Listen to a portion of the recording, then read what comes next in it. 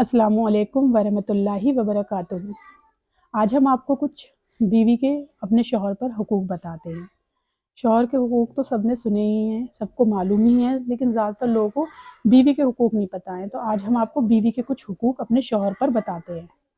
सबसे पहला हुकूक, हक़ महर बीवी का शौहर को अदा करना चाहिए, ये उसका हक़ है। दूसरा हुकूक, बीवी की जितनी भी ज़रूरियात का सामान है वो सब शौहर को मुहैया कराना चाहिए।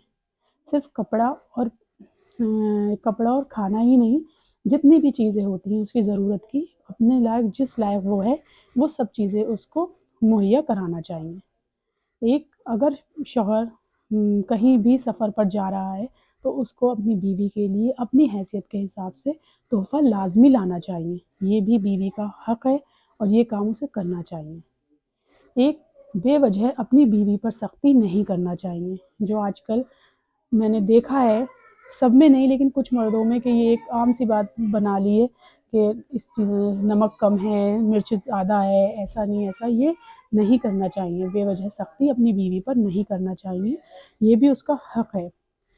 एक कि उसको कभी भी उस पर खर्च करके, अपनी बीवी पर खर्च कर कर उसको ताना नहीं देना चाहिए कि मैंने तुम्हारे लिए ये किया, ये किया, ये किया, क्योंकि ये करना शौहर का फ़र्ज़ है और बीवी का हक़ है अपने शौहर से ये सब चीज़ें लेना। इसलिए आपने अपनी बीवी के लिए जो कुछ किया है उसे जताना नहीं चाहिए। हमारे शरीय में ये इसकी मनादी है। एक, अगर बीवी पर हाथ नहीं उठाना चाहिए और ना ही गाली गलौज करना चाहिए। आजकल कुछ मर्दों में ये बात आम सी हो गई है कि वो छोटी छोटी बात पर बीवी पर हाथ उठा लेते हैं और गाली गलौज करते हैं, तो इसका भी सख्त गुनाह है शौहर के लिए। हमारे शरीय में इस चीज़ की भी मनादी है। बीवी जो है आपके लिए एक बहुत बड़ी तोहफ़ा है अल्लाह की तरफ से, तो इसलिए अपनी बीवी पर हाथ नहीं उठाना चाहिए। इसकी भी हमारे शरीय में मनादी है। और गाली तो वैसे भी किसी को भी नहीं बकना चाहिए, उसका सख्त अज़ाब है। एक, कि अगर आप घर से बाहर कहीं सफ़र पर जा रहे हैं तो आपको अपनी बीवी को घर खर्च ज़रूर देकर जाना चाहिए। उसकी ज़रूरत का जो सामान है वो तो रख कर जाएँ ही, साथ में उसको घर खर्च ज़रूर देकर जाएँ।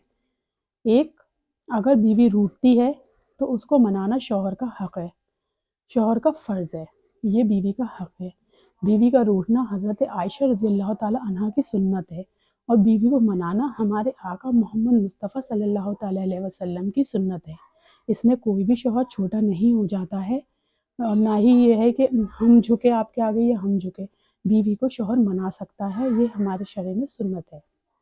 एक, आप अपनी बीवी को जितनी चीज़ें हैं, जैसे ज़्यादातर मर्द हर चीज़ तो बताते हैं कि आपने ये कपड़े प्रेस सही नहीं करे हैं, खाना सही से नहीं बनाया है, ये काम गलत करा है, लेकिन इसको ना करके अगर आपकी बीवी को दीन की मालूमात पूरी नहीं है तो उसको बताने का भी फ़र्ज़ आपका है और बीवी का हक़ है कि वो अपने शौहर से उस दीन की मालूमात करे।